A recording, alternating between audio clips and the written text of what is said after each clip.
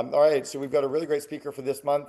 Riley is the co-founder of Cadre AI, which is a strategic AI partner helping companies harness artificial intelligence to drive revenue, improve margins, and boost productivity. Before Cadre, Riley spent a decade as the co-founder and CEO of a consumer brand, scaling it to mid eight-figure run rate with distribution in Apple stores, Best Buy, and multi-channel e-commerce, culminating in a success rate to a family office in 2023. Riley, welcome to the CEO Alliance. Thanks very much for sharing with us today, and the floor is yours. Cool. Thanks, guys. Appreciate it. Well, happy to be here, guys. I'll do a quick intro as just moving off of Cameron. I could sit here and talk with you guys for 8 hours about AI use cases that we see. We've got dozens of clients. We are here in San Diego. And so the objective of today, wanted to use our time wisely. I'm going to rip through a ton of different use cases that we're seeing. You guys are all going to have the intimate knowledge of your own business. So, when we talk about different use cases, this is the best format that we've seen for sparks to fly. I'm going to skip over a lot of the fluff, the what is AI. I'll talk about some stuff, but you guys are more knowledgeable than most. And so wanted to spend the time ripping through some of these examples, but then leave some time for Q&A at the end.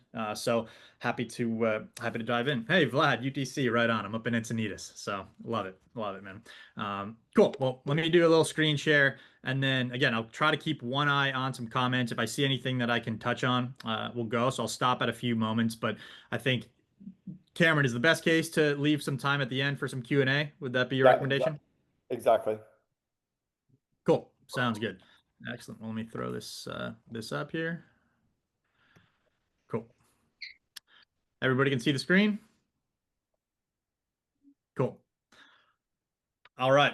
So quick background on Cadre. We believe we have a unique point of view. So we have done hundreds of integrations, hundreds of AI use cases. We're actually thrilled. We're 2 weeks in. We were just selected and are now the first gold level partner for OpenAI on their ChatGPT team's rollout. So they have, a lot of the PwCs, McKinsey's are kind of those resellers for the enterprise division. They're just rolling out their mid tier, which is the $20 to $200 million business target for ChatGPT teams. We were selected as the first integration partner for them. So if you are looking at rolling that out, let us know. We've got some insider discounts and some use cases. So we work with the engineers, the solution architects and solution engineers at OpenAI to develop a lot of these use cases. And they have the insider knowledge of not only where they believe their use cases are most impactful, but obviously what industries are they looking to push into where they have the internal knowledge of they think this is a great use case. So for us, happy to push into that, and again can have any chats after the case. But yeah, this is our unique perspective. We're in it every day. So we've got a team of over 40. We're AI strategists. 80% of our team is automation engineers, AI engineers, machine learning engineers.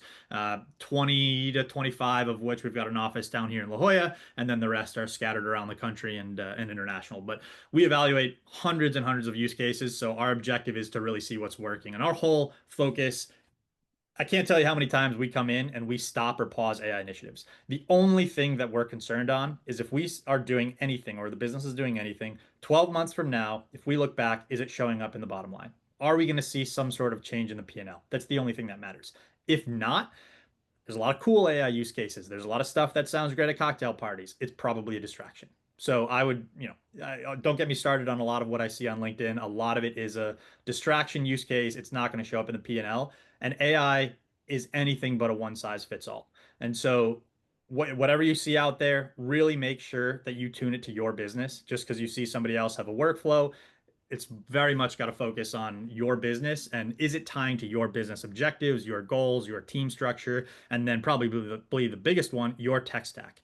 So these are just a small taste of some of the technologies we work with as integration partners. We work with all these companies, very, very integration heavy. So everything we do is kind of a buy build analysis. And I would recommend you as a COO doing the same. When you think about AI, first thing you're doing is a buy build analysis. Is there tools out there? And Cameron, started the conversation with that. What tools are you guys using?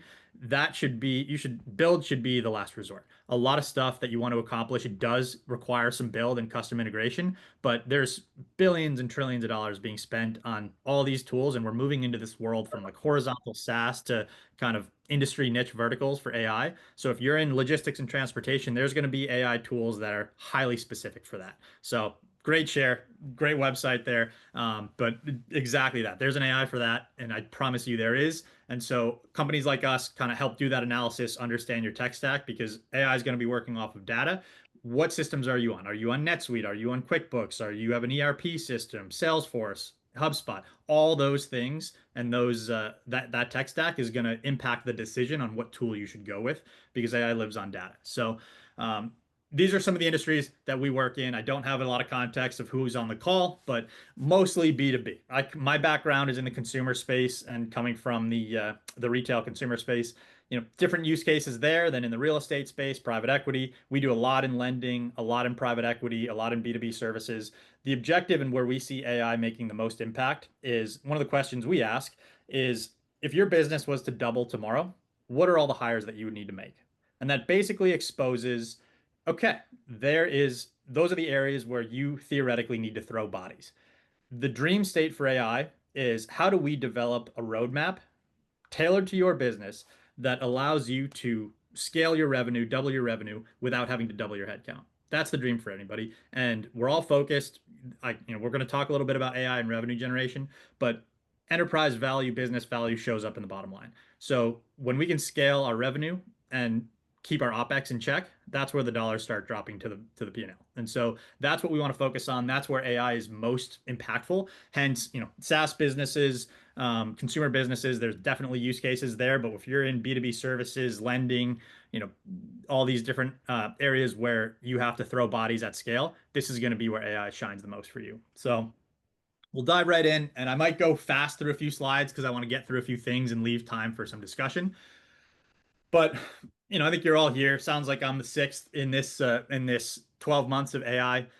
You guys know this. The hype is real. This is not as what it was. I'd tell you a year ago when we were first starting out, the last year has been unbelievable in terms of the transformation. So the thesis that we want everybody to be working with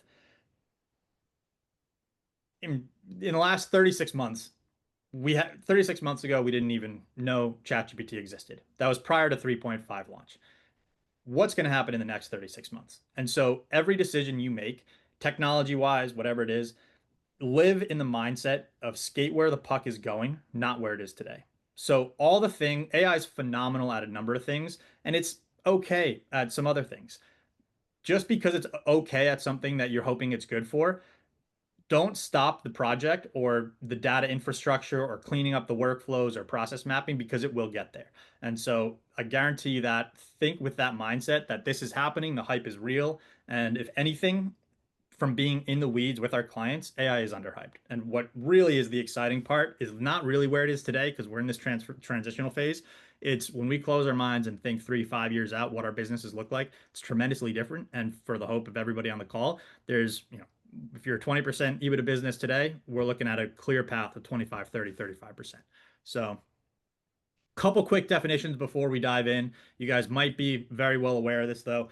AI and automation, not the same thing. So things like N8N, Zapier, great use cases, have webhooks to loop in OpenAI, not AI tools though. Automation, think of it as an assembly line worker, and that's like traditional Zapier automations, a lot of things that softwares are doing for us. Really where things are shining today is this term AI workflows. So that's like a call center transcript where it's not a fixed linear workflow. It can handle some different kind of if this happens, go left, go right. And a lot of these tools, the N8Ns, the Zapiers are developing a lot of these agentic aspects. But really where we're going is agentic AI. I'm going to skip through this. It's the buzzword of the year. Transparently, a lot of agent stuff right now is fluff and pretty shitty. And you're not going to see a ton of use cases.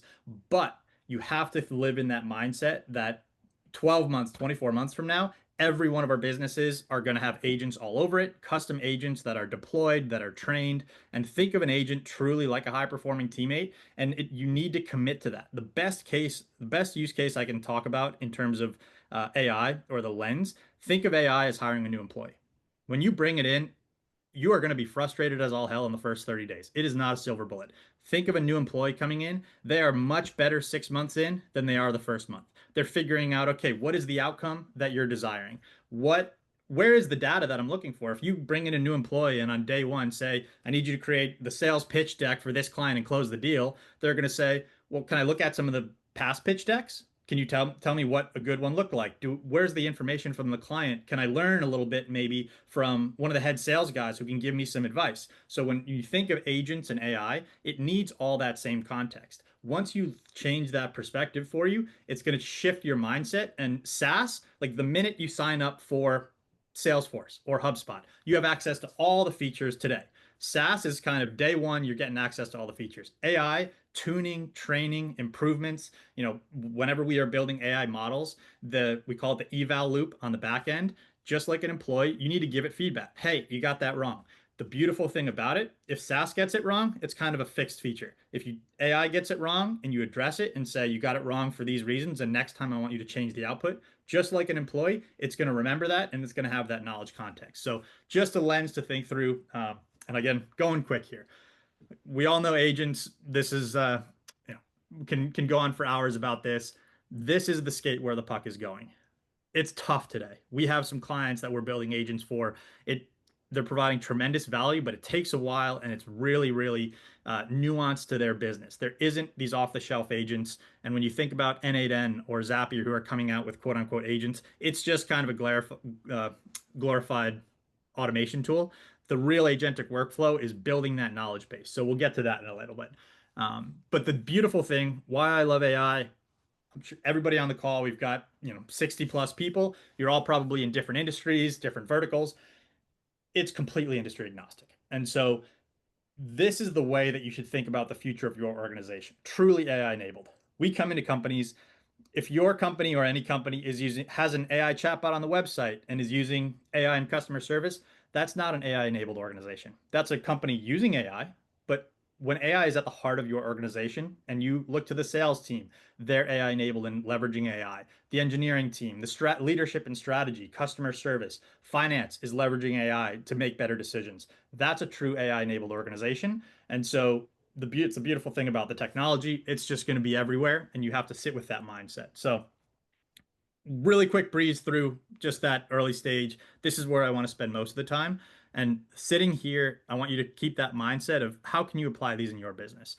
Happy to answer any questions and go deep, but these are the real life use cases that hopefully will trigger some sort of mindset for you.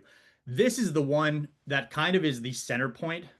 Think of it as what websites were when the internet came on. An AI knowledge base is for the future of AI. All of your data layered under a chat interface. And so this is what all the big players, we see this, everybody's rolling this out at the highest level. A lot of this tech is starting from the enterprise level. They're spending millions and millions on this, but where we're finding a ton of impact is down at that smaller level. Where we work mostly is probably our 20 to 200 million dollars is our core client base, and in that like 50 to 200 employees is where tons and tons of AI impact is, because there's kind of economies of scale there across every employee. So this is what happens when you're talking to ChatGPT, Claude, Anthropic, or Perplexity, whatever it is. You ask it a prompt, it's going to search its large language model and deliver you back a response. I can ask it anything under the world. How to bake cookies, tell me about the economics of this, tell me about the stock market. If I say, can you tell me about the next deal that's going to close in my sales pipeline? It's not going to know that. It doesn't have access to your data. So an AI knowledge base is basically this data warehouse that is built and then layered with ChatGPT on. So this is the future of all organizations. A lot of software tools are building this in, but the dream state for every business. I was CEO at the business I founded in 2014. The amount of times that I would ping my CFO, hey, can you get this back to me? Where are we? It's June 18th. Are we on track to hit the number? Can you get that back to me? 24 hours, 48 hours, pings me back. Or, hey, head of product, when's our next replenishment? Is there a container on the water for product X? I see us going low in stock. Okay, they're going to check, get back to me. All those questions, all that turnaround time, when I'm firing questions at the leaders of my departments, that's now going to be cut down to a fraction of a second. And so the future of this is basically you're sitting there with this AI interface, all of your data, whether it's call transcripts, Salesforce, HubSpot, your Google Analytics, freight trackers, your Google Drive. We're doing a ton right now in the Microsoft ecosystem with SharePoint agents, working with private property management firms who have tens of thousands of leases in SharePoint of all their clients. Hey, can you give me the top 5 leases that are about to expire and what's the next steps in those leases? Nobody's going to look for it. AI scans that knowledge base, pulls that back, delivers that report. So really start thinking about this as the future. And I say this at the highest level. This, data warehouses are not new things. An AI knowledge base can be as small as just your data. Hey, let's take all your real sales pipeline information, pipe it in. And so I can then start asking, hey, what are the top 3 deals we did last year? And can you give me a 1 paragraph overview on each? Sure, kicks it back. And so instead of me asking my CFO, can you deliver this? Because we're looking at, in my world, consumer previously, hey, what was Black Friday last year? I used to spend hours pulling reports trying to tune what was our Black Friday plan, what top products by platform, by pipeline. Now you can just ask that, deliver that, and it can format something that happens. So AI knowledge base, think about that. It needs to be designed and developed. And the biggest thing here, you'll hear the term out there, garbage in, garbage out. If your data is garbage, your Salesforce or HubSpot, if you're in the B2B, the notes aren't meticulous, they're not structured the same. You've got 25 salespeople all entering notes differently. That's going to make it really tough when you open that AI knowledge base and say access all the things because the data is not going to be correct. So data engineering, even these large PDFs that we want to chat with, if there's graphs and matrices in those PDFs, let's say charts, it makes it more unique. And I'll showcase an example in a private equity client that we're working with in a few minutes. But being able to chat with your data is going to be the most valuable thing as we move forward. And for you guys, COOs who are making a lot of high level decisions, that, call it game of telephone, where I ask something from my CFO, she then requests that task from the accounting manager who's going to get that done in 24 hours, get it back to me the next day. Whatever I was thinking about when I asked my CFO that question, a day later is a world in our C-level world. So I'm like, wait, what did I ask that for? Realistically, now it's going to be you have that same question, ask the knowledge base, give it back, and whatever the task is, that's where the death by 1,000 paper cuts is going to be coming down to make better, faster decisions. Um, so this is one I want to see. I think a question popped up, so just want to okay, we'll talk a little bit about at the end about some of the data lake, data warehouses. There's a lot of different approaches here. And again, it's going to be based on a lot of the information that you have, the systems you have. The biggest thing we do when we come in any engagement, everything starts with a tech stack analysis. What is the data you're sitting on? Where does it live? What are the API access that you have? Do you have some custom built off the shelf or custom built CRM?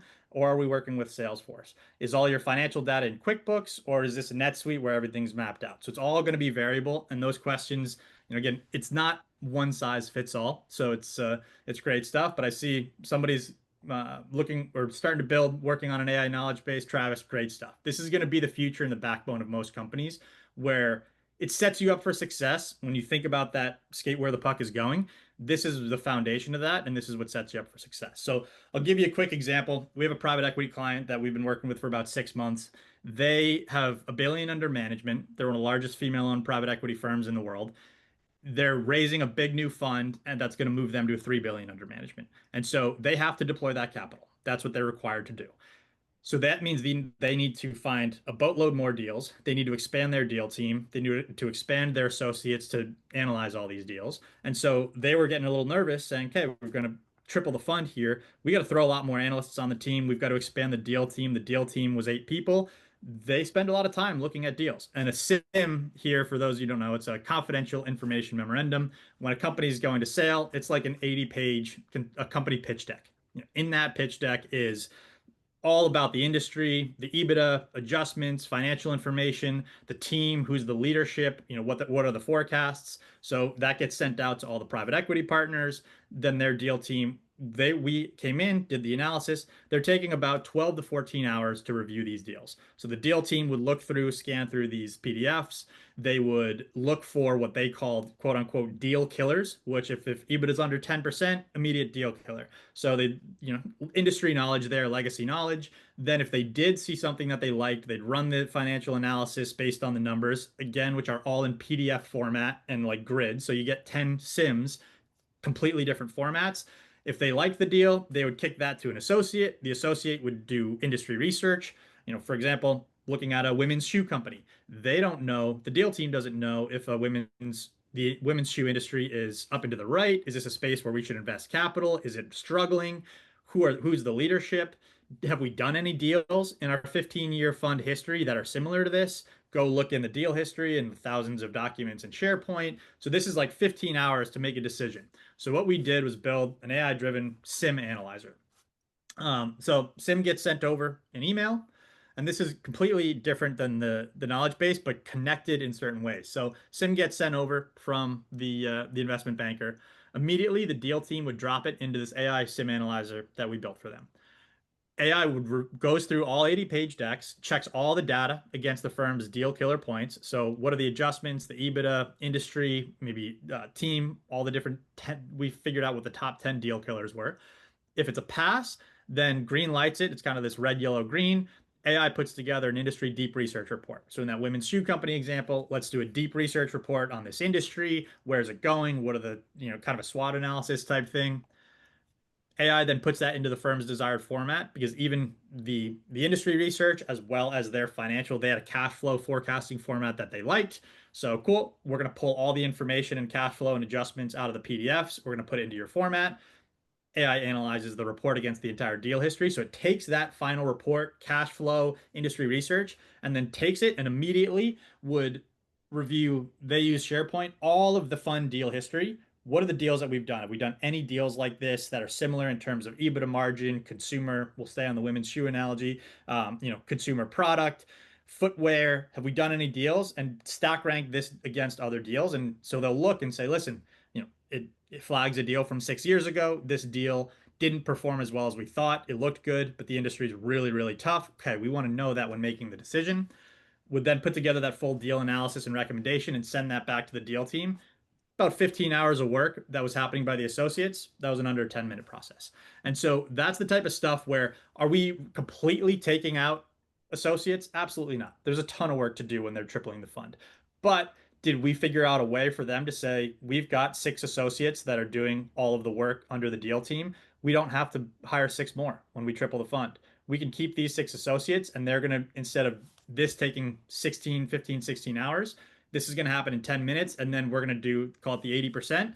The final 20% still will happen, that human in the loop that I'm sure you're all hearing about. So this is an example of like private equity, AI-driven document analysis. Here's a process that takes us a ton of time that we have to do on every single deal. So if we want to scale the fund, we're going to have to scale a ton of headcount. Built this. This took less than 3 months.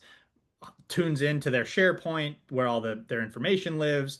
We create those custom prompts. We create the custom deal killers. So example for document analysis. So if you're looking at different opportunities, whether it's investment fund or just looking at different opportunities, AI-driven document analysis, very single example, but you might be able to think about that. So in those worlds, we do work a lot in like real estate analysis, private equity, large investments. There's this whole layer of associates, of analysts.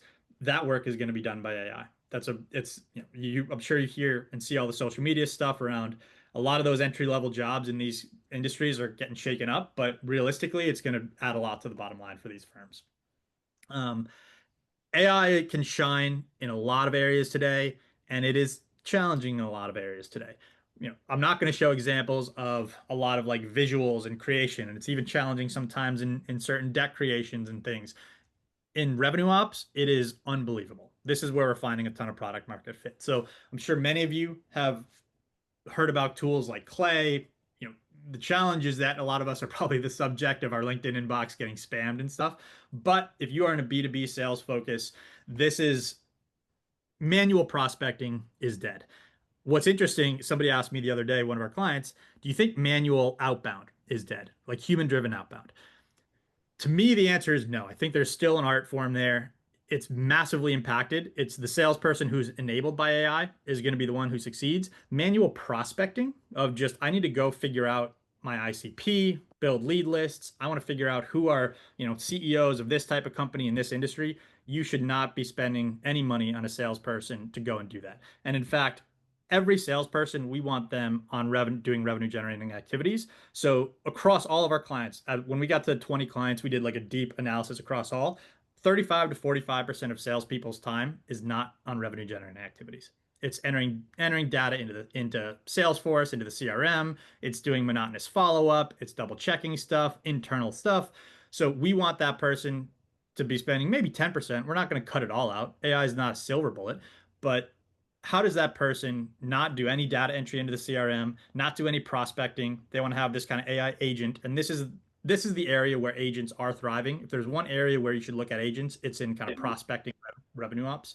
Um, so what happens? That agent gets sent out, built on Clay, sources through publications, whatever it is. It's called a waterfall strategy. It'll look from, yes, let's go find and scrape Apollo, Zoom Info, all those public databases. Maybe we're going to go down to publications, maybe, trade show lists, scan everything, build us a list of 1,000 CEOs who fit the ICP of whatever my company is looking for, qualify and filter that, then source and enrich those contacts. We've got those names. Now let's go and scrape their LinkedIn, scrape their Instagram, scrape any publications that they have. Where have they been mentioned on the internet to get relevant information, qualify and filter that. Then it's personalize the outreach. And we use tools like Instantly, Smart Lead, everything's built on the back end of Clay. There's a lot of different ones doing this, but all that outreach can be really, really targeted. So this is completely different. I don't want you to associate this with mass email from like a Salesforce account where we're blasting. We've all gotten those like, hey, parentheses, Riley in bold. We noticed that your company, Cadre AI, it's completely different. If I send 1,000 emails, one email might scrape, Tony's LinkedIn and saw that he posted about the San Diego Padres being at the game with his family. And that email is going to see that and then personalize it to say, hey, Tony, hope you had a great weekend. Saw you went to the Padres game with your family. Hope it was a great time. Wanted to introduce you to a case study that we did that we thought might be relevant to you. The second email that goes is going to be completely different. So it's using personalized information. And so obviously then the goal is routing that and those engaged leads to the CRM. And that's a lot of what we do. And there's tuning there. Okay, lead scoring based on all the enriched data. If we have 100 leads that are being piped into the CRM, which salesperson are they going to and why and when and what campaigns are they going to be dripped in? Really, really good use case. So if you're in the B2B sales space, really heavily look at using AI from a revenue operations perspective. Um, Directly correlated with call transcripts. This is an interesting one because I don't know about you guys, I could not live without my call transcripts. We introduce and come into a lot of companies and introduce call transcripts and I can tell you the immediate thing about salespeople are I don't want my calls recorded. I don't want my calls recorded. Of course, neither would I if I got nothing out of it. It feels like Big Brother. But when we show them and say, okay, we're not just recording your calls. This is not like a record your call for quality assurance. Salesperson, we're going to record this call. And what we're going to do is capture that transcript using, if you're calling from your cell phone, is it a Zoom call? We're going to then run that through a custom AI, take that transcript right after. We've developed, a ton of different custom prompts. Are you talking to a prospect? Are you talking to a candidate? Are you talking to a current client if you're in a client services role?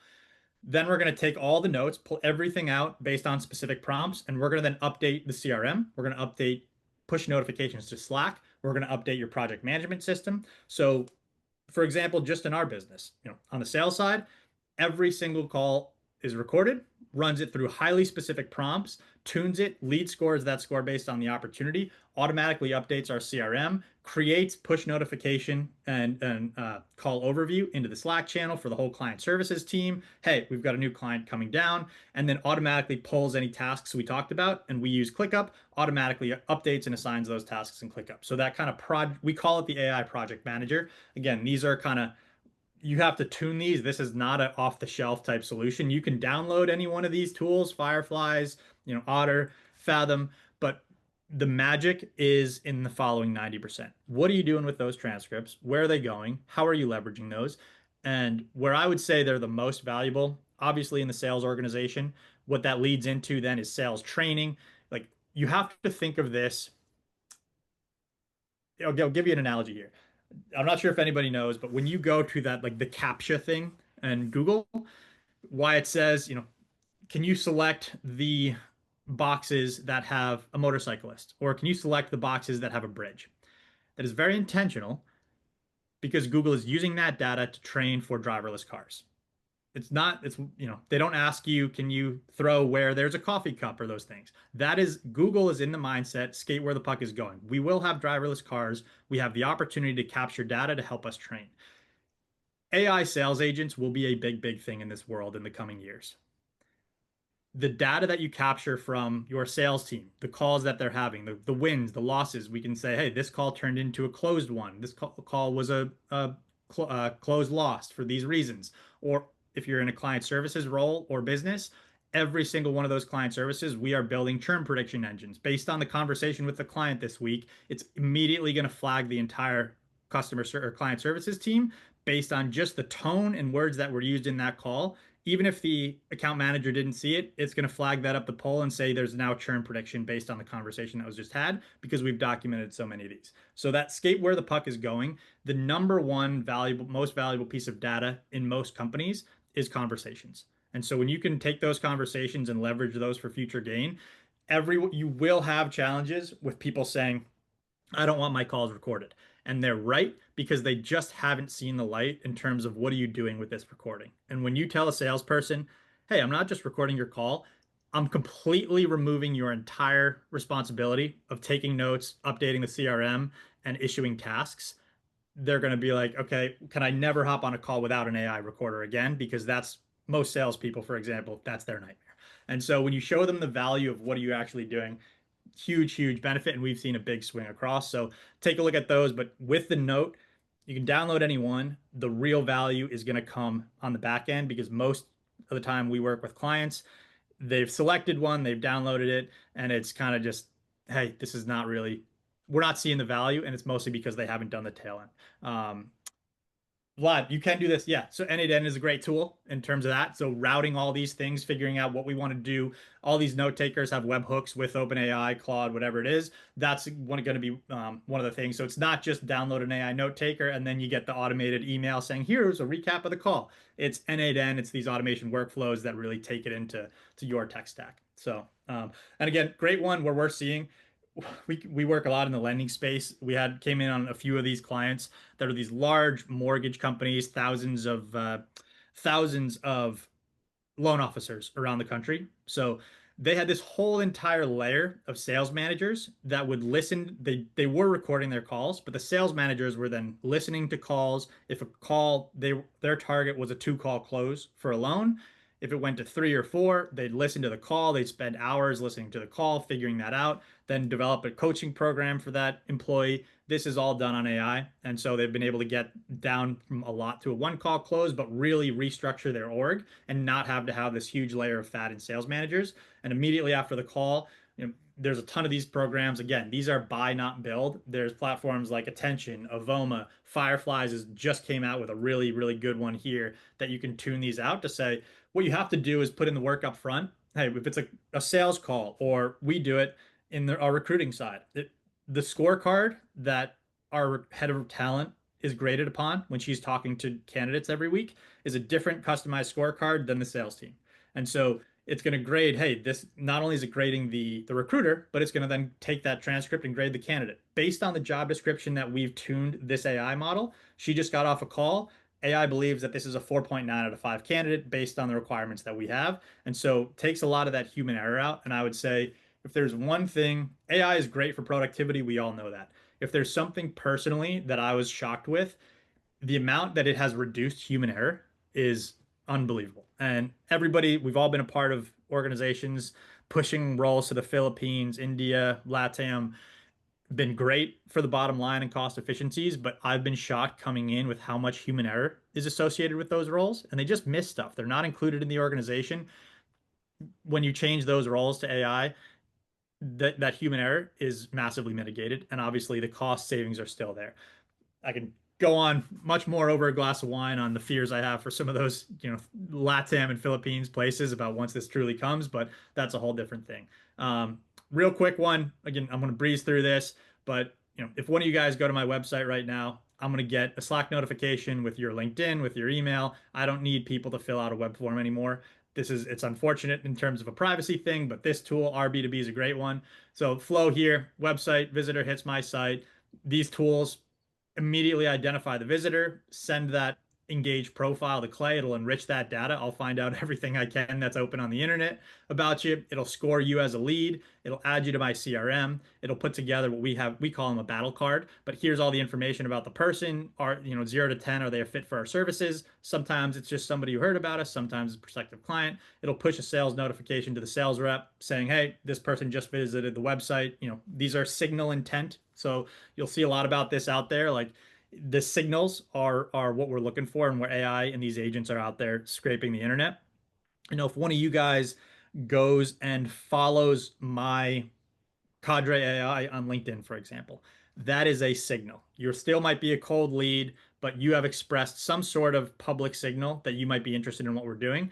AI is now watching for that and reading that and then pushing that. So I don't have to sit there and look at LinkedIn and see that, hey, we now got our, 1,565th follower. It's going to scrape that, push that back, and give me all the information I need to know. So again, this prospecting aspect, pretty much dead. This is one you guys might be interested in. We do a lot of tool integration. This is a tool called Concourse that we integrate with. We're a partner with them, but basically it only plugs into NetSuite and QuickBooks. But you plug it in, you tune it, and basically layers a chat interface over all of your financial data. So you can ask it anything you want. It's, tool $500 a month, a little bit larger, but it's looking at it and you can say, hey, it's, June 4th. How is the first 4 days of this month compared to the first 4 days of last month and year prior? And can you give me a detailed overview on the differences in product services? So this is when we're talking about kind of buy versus build. A lot of these tools, these guys have raised some good money. They're a Y Combinator company. If you came to us and said, we want to build kind of this finance analyst, this is the work that we're doing. Our job is to go out there and partner with the best in class technology. Because I'll tell you this, there's also 1,000 tools that are popping up every day that a year from now, they probably won't exist. So you don't want to pick those as your backbone just because they won't find product market fit. There's so many different competitors out there. So what we do, we go out, we partner with the best, we validate the tools. Then instead of coming back and quoting you a big project to build an AI finance analyst, we can come in and say, hey, we're going to loop in Concourse. We'll handle the integration. We'll handle the mapping. We'll work with you and your team. And in 30 days, we'll get you up and running. And it's just, a better business model for everybody. We get to deliver quick value for you guys, but you also don't have to be beholden to some bespoke system that we're going to build for you. Selfish one here. I've tried all these. I'm a big fan of Fixer. Example here. This was a screenshot of my email maybe a couple weeks ago. 47 unread emails. What Fixer does, $30 a month. Love this tool. Best $30 a month I spend, second to some of the AI tools. It reads every one of my emails, categorizes them based on to respond FYI. So when I wake up in the morning, instead of chipping away at 46, 45, 44, I can come right down here and it reads, those are the 8 ones that there's an action item in there for me. The other 25, this is an FYI, you're CC'd. I can have, meeting update, notification. You can tune this, but for $30, I've tried all these. These are the 3 top in the player. I'll be honest, I was hesitant at first. It takes about 4 weeks to really tune up. And here's the big difference. Not only is it personally saving me time on my inbox, because I'm sure like you guys, the inbox is crazy, immediately know what to respond to. It then drafts the response. You'll notice around week 5 of using it, it's watching the way that you talk. And I am blown away with how accurate it is in terms of the terminology I use. I use a few just specific words that are part of my vocabulary. About week 5, it starts dropping those in the auto response. So in this one, somebody said, does 10 a.m. work for you? I'm pretty open all day Friday. Said, thanks for the flexibility. It's looking at my calendar. It's saying that I have a conflict, but here's a few different open things. I wake up, I open this email. This is already drafted for me. All I have to do is hit send. It's not going to handle your email for you. It sets it all up in drafts so that you basically just have to go through and hit send or, oh, I'm going to update this. So for me, email management went from, call it, this single tool for $30 a month probably saved me easily an hour a day, which, high value time for someone like myself. This is one of my favorite tools. Frankly, I was using ChatGPT for a while before I uncovered Canvas. This is just incredible. So all documents, we do a lot of SOWs, scope of works with our clients, things like that. This is just an unbelievable tool. Building, I used to do the same thing. I would deliver the same prompt that's in here, and then I'd say, oh, shoot, redo it again and change bullet point number 3 for this reason. All you have to do once it gives you that is say, can you give this to me in Canvas? And it turns it into a Google Doc or a Word doc. And then you can collaborate, and then it'll deliver it back. It's going to open up a kind of this new window. And now I can edit it. I can do anything. So instead of then copying and pasting it, going in like unbelievable value lock. So look, inside ChatGPT, I can change it. And then here's just watch the video. Yes, you can edit it super quickly, which is great. I was then like copying and pasting into a Google Doc and change it, but you can select something and say, I want more information on that, and just ask ChatGPT, make these, what did I say? Make these more detailed. Hit yes, it's going to keep everything else and only change that format. So like just quick use cases. ChatGPT is a phenomenal tool. Most people are using it less than 10% of the actual value. So just little stuff like there. So I'm going to leave you with a couple takeaways before we go. If you're looking at AI enablement for your business, step one is really assess AI readiness and define priorities. It's not one size fits all. AI readiness is very in line with what tech stack are you using? Where's our data today? How even a lot of the change management, is our team ready for this? We want to define those priorities, then develop that AI strategy and organizational roadmap. Like with any technology rollout, I'm sure you guys are very familiar. Things have to be done in a chronological order. You can't just take on 5 AI projects. So you have to map that out. What's the roadmap? We have to start with this project for this reason, and then move here, and then move here. It's like a big game of Tetris. Like all this stuff has to fit together, or else you're setting yourself up for some nightmares down the line because these things aren't going to talk. Find the expert-led AI training and implementation, whether it's a consultant, third-party firm like Cadre. We see a lot of people hiring directors of AI in-house. And then obviously, when you get on the AI train, it's not going anywhere. You got to optimize, tune, measure. This is really important to keep aware. So here's a couple of the questions I'm going to leave you with a takeaway. Really think of where it can most impact the business. Don't get chased by a LinkedIn post saying we want to do this. Think about where can it be for you guys, which when we come in, like what are the key cost centers? When that question, if we were to scale the business today, where are the next 5 hires that would have to be made? That's going to expose a bottleneck in the organization and a pain point. Is your tech stack ready? Who's going to lead implementation? Is the team prepared? I can't tell you how many times we deploy really great tools and the pain is in the change management with the team. You know, people who are doing something, head of underwriting, she's been there 15 years, doing the same thing for 15 years. This can be a big change. So you can build the coolest tech, the team has to adopt it, and there's kind of a kitty gloves that have to be taken there. And then really, how are you going to measure it? You want to be sitting there thinking, if we do this, 12 months from now, are we going to look back and think and see a change in the bottom line or see a big impact? So, yeah, a couple steps that you can take just to make sure we're running on time here. It's very similar to the other one. And yeah, from that point of view, I'm gonna stop sharing. I know that was a lot. Probably, let's see here, and happy to take the next 10, answer any questions, do whatever we want to do. Let's see. Am I done Riley, sharing here? that was amazing. Can you go through the comments, Meredith, and just read them out one by one to Riley?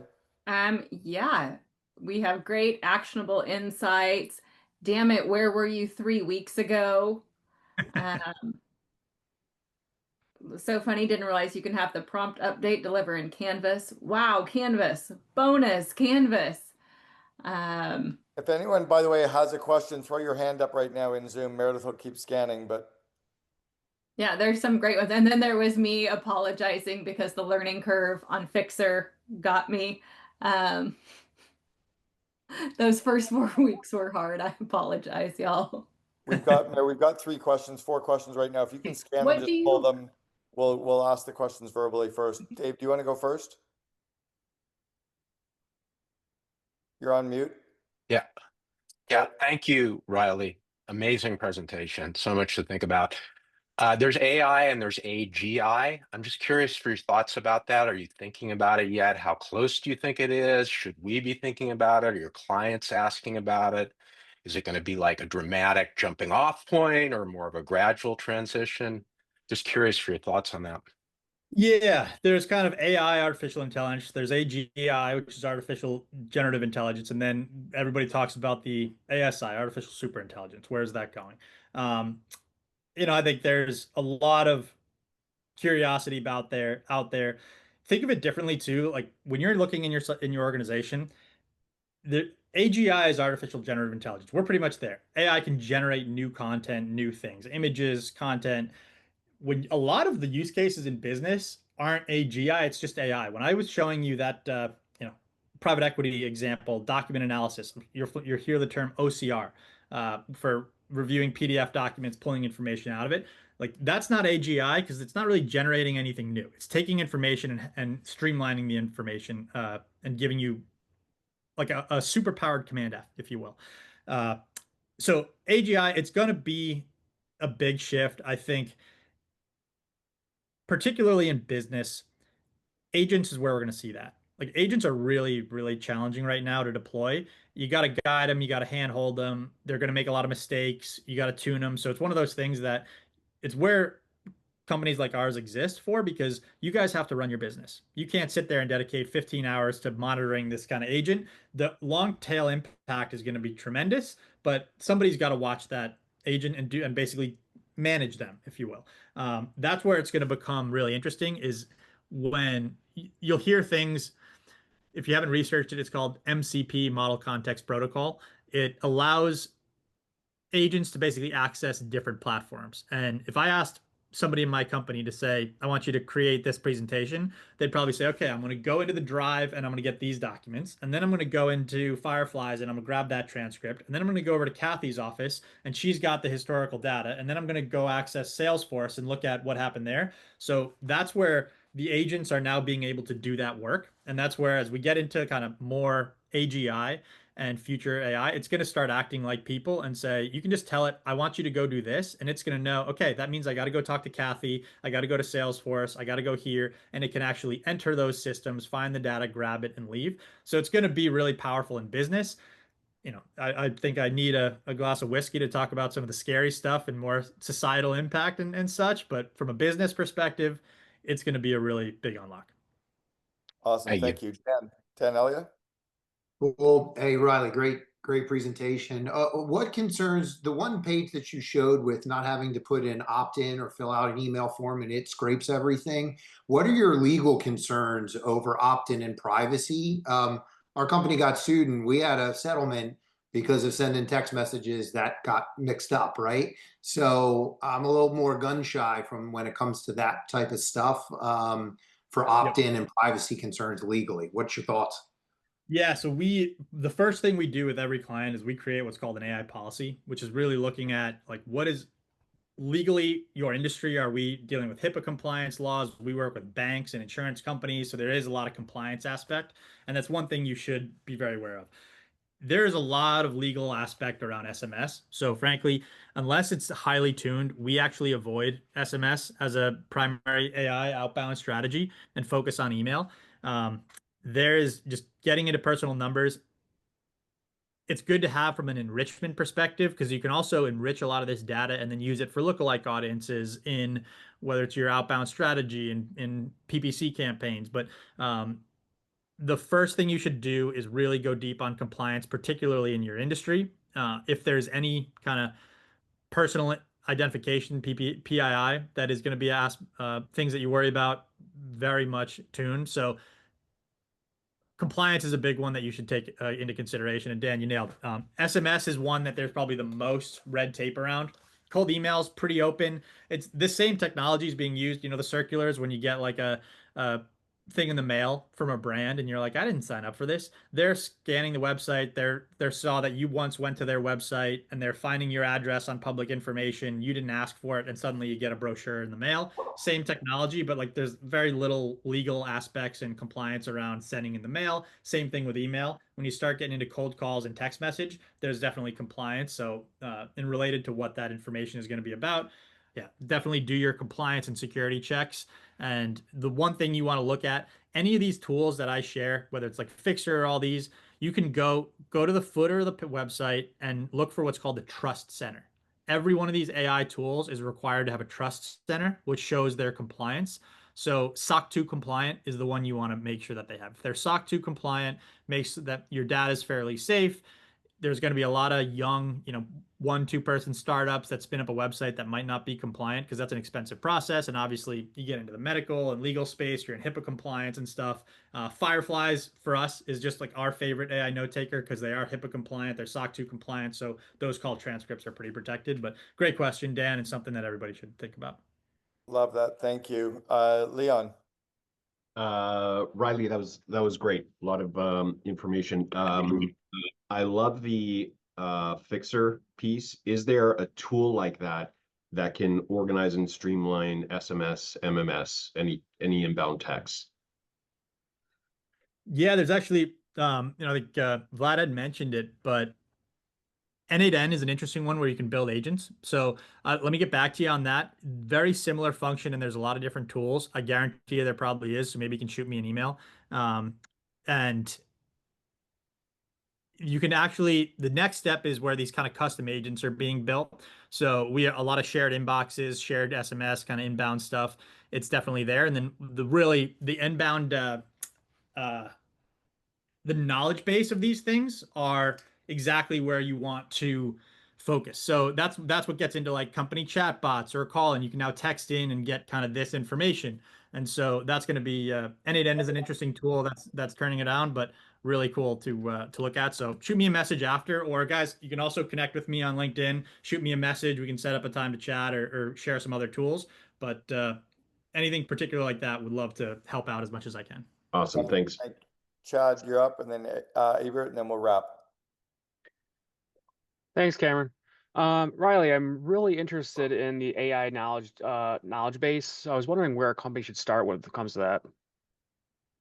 It's going to be fairly specific to you. So I would say from a workflow perspective, really it's looking at what data are you revisiting daily? Are you looking at sales pipeline every day? And that's really big. Are you looking at PDF documents? Even it's going to be a different use case when if I ask my CFO, he's looking at client contracts. What's the next client contract churn date? When is the next client up? So it's kind of what are those things that are going to really deliver feedback? And then it's all going to be elevated based on kind of the long-term goals. It's why we try to work on this roadmap. So we could stand something up within 60 days in a super-based data warehouse, drop all those documents in, and you can chat with those documents, and it's going to a mini knowledge base. That won't be the approach if we talk and say you have a 3-year growth strategy, and a lot of our clients are pre-M&A, so they have some sort of transaction in the future. So coming in, doing tech enablement, AI enablement, where AI is phenomenal is mitigating key man risk and taking a department that might have key man risk. Let's build a knowledge base of whoever that key man or woman is. Let's make sure that's documented and the process is documented. So in that example, if you say there's a 3-year plan, we want to tech enable the business and go sell it. I'm not going to say let's kick up a 60-day use case for those contracts, because the bigger plan is going to be let's take a look at all the data. Let's take a look at the different data lake, data warehouse options, the ones that are most cost effective. So really what I would say to answer that, think about what are the documents and the data that you're interacting with daily that you think if this was automated, and then tie that to that kind of 3-year vision. Outside of 3 years can be pretty far, but that would be a big takeaway for you guys is try to reverse engineer yourself into the 3-year vision. It's so tempting to just be like, let's do this because we can do it in the next 60 days. But you might do that and then it like stunts your growth in the longer term vision because you got to rebuild that and work around that. So try to reverse engineer into what is that long-term vision and strategy that we have for the organization when it's truly AI enabled. Let's peel that back and figure out what's step 1, 2, 3, 4, 5 to get there. Love that. Last question we've got is Ebert. Thanks, Cameron. Hi, Riley. So just a little bit of quick context. 2 years ago, we asked ourselves the question, where can we as a company save the most time? And what we found was quite simply, if we remove any investment in training, onboarding, and day-to-day support of junior staff, and we can facilitate that through an AI tool, then we will be saving ourselves countless hours. We have now reached the point where we've essentially documented and recorded every metadata piece we can of every workflow of every department on every function. We're about to switch on into the Azure system, basically having built everything on SharePoint. And my question really is there any other route that you would recommend than going through the Azure system? Or is there a different tool by technology that you would recommend? Because we're very close to basically just building this customly for us within, Azure, then basically with a Azure OpenAI GPT and Copilot interface as the conversational layer. Oh man, I've got a laundry list of questions that I could sit for 30 minutes with you on, but in the short answer, if you're telling me you're in the Microsoft ecosystem and you have all that documentation, it's going to be hard to drive you away from Azure. Just the way that those systems work together. Microsoft obviously is a leader in the space who's heavily investing in that. We can definitely connect offline with some other questions that I can bring in our head of AI solutions, Chad, who's a brilliant mind, who's doing a lot of the data warehouse building, and he could tune that up. But yeah, I don't know enough today, and I would not want to steer you wrong by introducing kind of a new tool into your mind without asking a few more questions. So yeah, maybe an offline conversation, but Azure is a great bet. I really Appreciate it. Thanks. appreciate that answer as well, Riley. All right, everybody, thanks very much for attending. Quick round of applause for Riley, silent or a wave, whatever. That was amazing. Riley, where are you based out of? I'm in San Diego. Okay, cool. We will send your slide deck and your video and your contact information to all of our members. We also have another 120 that were not able to make this month's AI expert call. They'll also get a copy of this in the member circle community. So thanks so much for sharing with us. Really appreciate the time. You got it, guys. Absolutely. Ciao, bye all.